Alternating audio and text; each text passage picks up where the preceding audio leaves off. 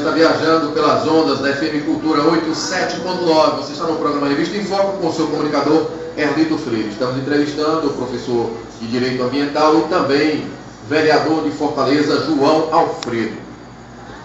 João Alfredo, a coleta seletiva de Fortaleza, hoje, ela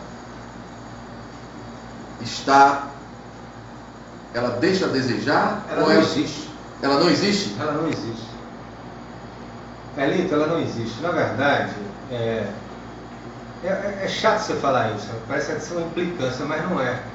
Durante 8 anos, a gestão passada sequer fez o seu plano municipal de resíduos sólidos, que era uma obrigação de uma lei nacional acerca disso.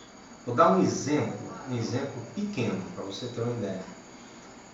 Há uns 3 anos atrás, quando foi ser votado a mudança de cálculo do IPTU, eu apresentei uma emenda propondo que aquele proprietário que fizesse a coleta seletiva e destinasse o seu lixo reciclável para uma associação ou para uma cooperativa de catadores, ele podia abater 5% do IPTU.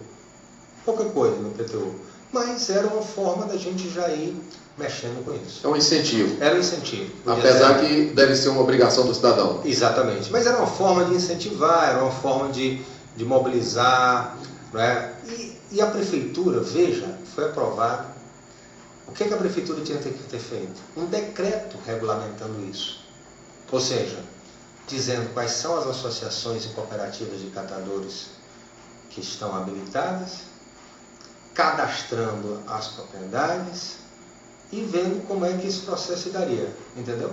Não é complicado, de maneira nenhuma, até porque a prefeitura tem, né, a planta de Fortaleza, tem as cobranças do IPTU, conhece essas associações e tudo mais.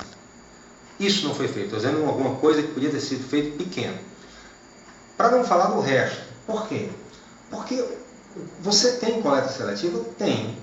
Mas tem como iniciativas separadas, está entendendo? Por exemplo, vou dar um outro exemplo. O Lula, quando foi presidente da República, por conta do movimento nacional dos catadores e das catadoras, ele baixou um decreto determinando que as repartições públicas federais elas têm que fazer a separação do lixo e destinar para a associação. Então, se você vai ver isso na Justiça Federal, na Caixa Econômica, no Brasil, no aeroporto, aqui da Infraero tem isso. Uma boa medida para um governador verde ou um prefeito verde. Exatamente. Então, é muito simples isso, entendeu? E essas repartições fizeram isso. A prefeita nunca assinou o decreto das repartições municipais. Alguns fizeram como iniciativa própria. Por exemplo, vou dar um exemplo, onde eu ensino na Faculdade 7 de Setembro. Lá a faculdade celebrou um convênio com a Associação de Catadores lá do Tancredo Neves. Então, todo o lixo reciclável, tem muito papelão, que é uma faculdade, é destinado para essa associação. Por quê? Porque, olha, eu fico pensando assim, isso é a coisa mais simples que tem que ser feita e mais necessária. Se alguma pessoa sair daqui agora, nesse momento não, agora está de noite, mas amanhã de manhã, for visitar o aterro sanitário metropolitano oeste de Caucaia, que é para onde vai o lixo de Fortaleza, ali na BR-020, o que é que ele vai ver? Ele vai ver que lá está completamente lotado. E muito do que vai para lá, pode ser reaproveitado. Eu faço isso lá em casa, eu separo. Toda a parte de papel, de papelão, de vidro, de plástico, então, todo ele eu levo para a faculdade, porque eu sei que alguém vai ter. Mas isso devia ser na cidade toda. Até porque o lixo é uma moeda hoje. Exatamente. O lixo, através do lixo já deixou muita gente rico.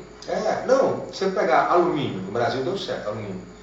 Tanto é que qualquer evento que tem, grande, então os catadores lá pegando as latinhas de cerveja, de refrigerante e tudo mais, porque ali tem um mercado sério. O plástico?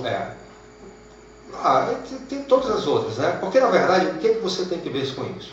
Se você recicla, você desmata menos, você queima menos energia, menos carvão, você minera menos, porque você vai tirar menos coisa do subsolo e você, portanto, está protegendo o meio ambiente. Se você recicla, é menos lixo que vai ser enterrado no aterro sanitário. E se você recicla e dá apoio às associações e cooperativas, você melhora a condição desses homens, dessas mulheres que ficam nas ruas de Fortaleza carregando uma sucata de geladeira, um carrinho, arriscando a vida. Arriscando a vida, vivendo nas piores condições para receber quase nada. Porque isso você poderia fazer uma política onde as associações teriam apoio de ter um caminhão, tirava o catador da rua, o catador iria ter o seu próprio carrinho. Não precisava nem de carrinho, ele ficaria na associação, entendeu? Seria o caminhão que coletaria para ele não ter que ficar andando na rua. E ele na associação faria a separação do lixo, tá certo? Para destinar para as indústrias de reciclagem.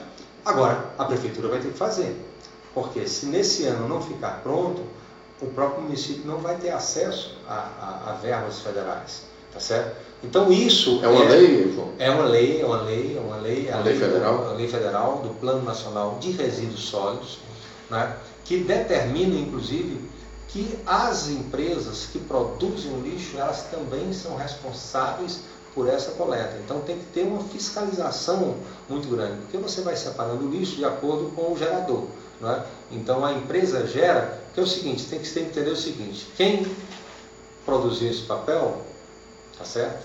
Ou as empresas que produzem esse papel, elas têm que ser responsáveis depois pela coleta dele. A destinação. Exatamente, porque elas podem inclusive reciclar. É uma coisa interessante, né? Há um tempo atrás, em 97 ainda, eu fui para a Suécia e vi uma coisa interessante lá. Acho que tudo é questão de educação. De educação e de política pública. Não vamos colocar só a educação, porque às vezes a gente fala educação, e o que o governo faz com isso? Vou dar um outro exemplo, que não está ligado à questão do lixo, que está ligado à questão do trânsito. As pessoas vão para Brasília, que bacana, a pessoa bota a mão na faixa de pedestre, o carro para, né? Aí você diz, que o povo de Brasília é muito educado. Não! Quando foram colocar a faixa de pedestre, eles fizeram o quê? Fizeram uma campanha de educação, mas também, no primeiro momento, era só de educação, e no segundo momento, eram os guardinhas multando os carros, entendeu? O carro que atravessasse a faixa de pedestre, lá pegou. Aqui não pegou. Não, porque não foi feito. Não foi só uma questão de educação? Não, nem tem educação. Aqui você pega os recursos das multas, não são utilizados para a educação do trânsito. Veja o que tem atrás dos ônibus. Propaganda de empresa particular. O cara tem uma concessão pública, o empresário tem uma concessão de um serviço público, tá certo? E ainda ganha, além de ganhar dinheiro na venda das passagens, ainda ganha disponibilizando, tá certo? A traseira do ônibus para fazer propaganda particular. Sabe o que tem em outros locais? Que sim, por exemplo, na traseira do ônibus tem campanha de educação para o trânsito. Respeite a faixa de pedestre, respeite o ciclista. Questão de moralidade. Exatamente, pública. Não. Aquilo ali, ao invés de ser uma propaganda particular, ser um momento de educação pública, tá certo? De formação, de cidadania. E são muitos espaços. São muitos ônibus, imenso. Muitos copinhos. Então, quer dizer, você tem como resolver isso. Agora, você precisa ter política pública para isso. Porque, tudo bem, eu não sou contra deixar ele multar, tem que multar. Até porque a multa também tem um sentido educativo. Mas reverte o dinheiro das multas para a educação para o trânsito, para melhorar o trânsito na cidade. Reverte na melhoria da fiscalização, tá certo? Do ponto de vista dos agentes do trânsito na cidade. Agora, do jeito que está, tá certo? É só arrecadação sem nenhum retorno para a sociedade. Então, quando a gente pensar em educação, a gente tem que pensar educação e política pública. Um exemplo, quem é que parte na frente? É o poder público. Você não pode cobrar das pessoas se elas não têm, vamos dizer, um processo que leve a essa educação. Por que antes qualquer um pegava esse papel e jogava fora, e num bom cearês dizia, rebola no mato, né? E hoje, se você pegar uma criança, ela vai dizer, não faça isso não. Papai, mamãe, vovô, titia, ou seja, a criança ela já teve a educação. Porque ela já está nesse processo, né? Então, quer dizer, eu acho que tudo isso está junto. Então é preciso que haja uma política pública voltada para a questão dos resíduos sólidos da cidade de Fortaleza, que nós não temos ainda. Ok, estamos encerrando mais um bloco de entrevistas com o vereador João Alfredo, mas nós voltamos já. E é para falar de política.